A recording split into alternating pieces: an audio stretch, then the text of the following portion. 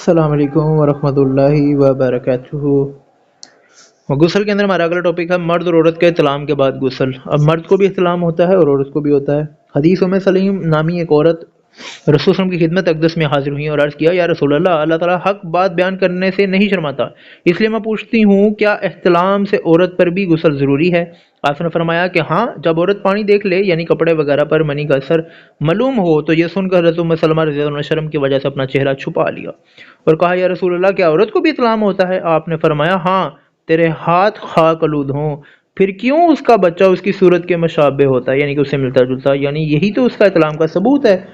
ٹھیک ہے، تو اس سے یہ پتہ لگا، آج کی سائنس بھی آپ کو یہی بتاتی ہے کہ جو میلز اور فیمیلز کے جو سپرمز ہیں، یہ مل کر بچہ جو ہے ان دونوں کا، میاں بیوی کا پیدا ہوتا ہے، اور وہ کافی خصوصیات اپنے والدین سے ملتی جلتی ہوتی ہیں۔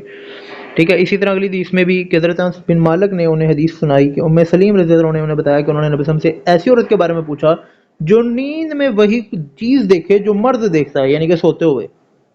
ٹھیک ہے، شیطانی خواب آ جانا، سیکشول ڈیزائرز آ جانا ایکسیٹرا۔ تو رسول صلی اللہ علیہ وسلم نے فرمایا، جب عورت یہ چیز دیکھے تو غسل کرے۔ ام المومنین حضرت ام سلمہ رضی اللہ عنہ نے فرمایا کہ میں اس بات پر شرما گئی، پھر آپ بولیں کیا ایسا بھی ہوتا ہے؟ کہ نبی صلی اللہ علیہ وسلم نے فرمایا، ہاں، ورنہ پھر مشابت کیسے پیدا ہوتی ہے؟ مرد کا پانی گاڑھا سفید ہوتا ہے اور عورت کا پانی پتلا اور زرد ہوتا ہے۔ ان دونوں میں سے جس کا حصے کا غلبہ مل جائے یا نئی تشکیل میں سبقت لے جائے تو اسی سے بچے کی مشابت ہوتی ہے۔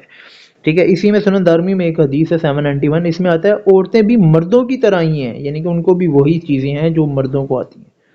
ٹھیک ہے، اس سے اگلی حدیث میں اسحاق بن ابی طلحہ نے کہا، مجھے انس رضی اللہ عنہ نے یہ حدیث سنائی کہ ام سلیم رضی اللہ عنہ جو انس رضی اللہ عنہ کی والدہ اور اسحاق کی دادی تھی، رسول اللہ کی خدمت میں حاضر ہوئی، وہی سیم خواب سے ریلیٹڈ چیز اس میں بولا گیا۔ اس میں ورڈ آتا ہے، حضرت عائشہ کہنے لگی، ام سلیم، تو نے عورتوں کو رسوا کر دیا، تیرے دایاں ہاتھ خاک آلود ہو۔ ان کا یہ کہنا کہ تیرا دایاں ہاتھ خاک آلود ہو یعنی کہ بری نہیں بلکہ اچھی بات تھی۔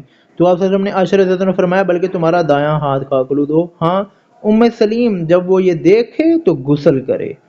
ٹھیک ہے، اس سے اگلی حدیث میں حضرت خولہ بنت حکیم رضی اللہ عنہا بیان کرتی ہیں کہ میں رسول صلی اللہ علیہ وسلم اس عورت کے بارے میں پوچھا جسے نیند میں احتلام ہو جاتا، تو آپ نے فرمایا، جب وہ پانی یعنی کہ منی دیکھے تو غسل کر لے۔ اسی طرح اگلی حدیث میں بھی جب تک، اس میں حدیث میں تھوڑا سا کنٹراڈکشن ہے کہ خولہ بنت حکیم سے مروی کہ رسول صلی اللہ علیہ وسلم اس عورت کے بارے میں سوال کیا جو خواب میں وہی عمل دیکھے، تو آپ نے فرمایا، جب تک انزال نہ ہو اس پر غسل نہیں، جس طرح مرد پر اس وقت تک غسل نہیں جب تک انزال نہ ہو، یعنی کہ سپمز نہ نکل آئیں۔ ٹھیک ہے، جب تک جنبی نہ ہو جائے مرد اور فیمیل تب تک نہیں۔ ٹھیک ہے، اس سے اگلی حدیث میں بھی کہ عائشہ رضی اللہ عنہ نے کہ رمضان فجر کے وقت نبی صلی اللہ علیہ وسلم احتلام سے نہیں بلکہ اپنی ازواج کے ساتھ صحبت کرنے کی وجہ سے غسل کرتے اور روزہ رکھتے تھے۔ معلوم ہوا کہ غسل جنابت روزہ دار فجر کے بعد کر سکتا ہے۔ ٹھیک ہے، تو یعنی کہ فجر کے بالکل نماز پڑھنے سے پہلے، ٹھیک ہے، روزہ اس سے پہلے آپ رکھ سکتے ہیں۔ ٹھیک ہے، اسی طرح اگلی حدیث حضرت جابر رضی اللہ عنہ بیان کرتے ہیں کہ ہم ایک سفر پر روانہ ہوئے تو ہم میں سے ایک آدمی کو پتھر لگا جس نے اس کا سر زخمی کر دیا اور اسی دوران اسے احتلام ہو گیا۔ اس نے اپنے ساتھیوں سے دریافت کرتے ہوئے کہا، کیا تم میرے لیے تیمم کی رخصت پاتے ہو؟ انہوں نے کہا، ہم تمہارے لیے کوئی رخصت نہیں پاتے کیونکہ تمہیں پانی میسر ہے۔ بس اس نے غسل کیا جس سے اس کی موت واقع ہو گئی۔ جب یہ نبی صلی اللہ علیہ وسلم تک بات پہنچی تو آپ صلی اللہ علیہ وسلم نے فرمایا، انہوں نے اسے مار ڈالا، اللہ انہیں ہلاک کرے۔ جب انہیں مسئلہ معلوم نہیں تھا تو انہوں نے پوچھا کیوں نہ؟ لا علمی کا علاج پوچھ لینا ہے، اس لیے کے لیے نہیں، یہ کافی تھا کہ وہ تیمم کرتا، زخم پر پٹی باندھ لیتا، پھر اس پر مسح کر لیتا، باقی سارا جسم کو دھو لیتا۔ ٹھیک ہے، اب اس سے یہ پتہ لگا کہ کسی کے ایسے حصے پہ چوٹ لگ گئی ہے تو وہ پٹی کے اوپر تیمم کر سکتا ہے۔ اب یہ حدیث تو ضعیف ہے، ٹھیک ہے، یہ حدیث جو حضرت جابر رضی اللہ عنہ سے بیان ہے، لیکن اس کی اوتھینٹک روایت جو ہے وہ ابو داؤد 336 میں ہے، ٹھیک ہے، اور اسی طرح اگلی حدیث میں بھی یہ 337 میں اور مشکات کی 532 میں بیان کی گئی۔ ابن ماجہ نے عطا بن ابی رباح کی سند سے ابن عباس سے روایت کیا، یہ حدیث اوتھینٹک ہے۔ ٹھیک ہے، اس سے اگلی حدیث میں کہ عبد الرحمن بن عطاب کہتے ہیں کہ سیدنا ابو ہریرہ رضی اللہ عنہ یہ کہا کرتے تھے کہ جس نے جنابت کی حالت میں صبح کی اس کا کوئی روزہ نہیں۔ مروان بن حکم نے مجھے اور ایک اور آدمی کو سیدہ عائشہ اور سیدہ ام سلیم رضی اللہ عنہ کی خدمت میں بھیجا تو ہم نے ان سے ماہ رمضان میں غسل جنابت سے قبل جنابت کی حالت میں صبح کرنے والے کے بارے میں سوال کیا۔ ان میں سے ایک نے کہا کہ رسول صلی اللہ علیہ وسلم جنابت کی حالت میں صبح کرتے تھے لیکن بعد میں غسل کر کے اس دن کا روزہ پورا کرتے تھے۔ دوسری نے کہا آپ جنابت کی حالت میں صبح کرتے لیکن یہ جنابت احتلام کی وجہ سے نہیں ہوتی تھی۔ پھر آپ وسلم اپنا روزہ پورا کرتے تھے اور وہ دونوں لوٹے اور مروان کو یہ حدیث بیان کی۔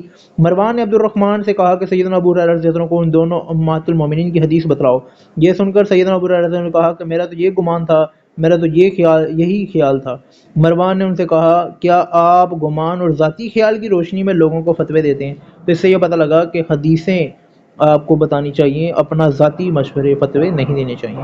اسی طرح اگلی حدیث میں عائشہ رضی اللہ عنہ بیان کرتی ہیں، فرمایا اس آدمی کا مطلب جو بیدار ہو کر تر چیز دیکھتا ہے اسے اطلام یاد نہیں کہ اسے غسل کرنا چاہیے، اگر وہ اطلام دیکھے تر چیز نہ دیکھے تو اس پر غسل نہیں۔ یعنی کہ اگر وہ صرف سوچوں میں اس کو اطلام ہوا ہے لیکن اس کے کپڑے ناپاک نہیں ہوئے، کپڑوں میں اس کا اخراج نہیں ہوا تو اس پہ غسل نہیں ہوگا، لیکن اگر اس نے دیکھا ہے تری چیز دیکھ لی ہے یا اسی ٹائم وہ اٹھ گیا اور اس نے چیک کیا کہ اس کو اطلام ہو گیا تو اس پہ غسل واجب ہوگا۔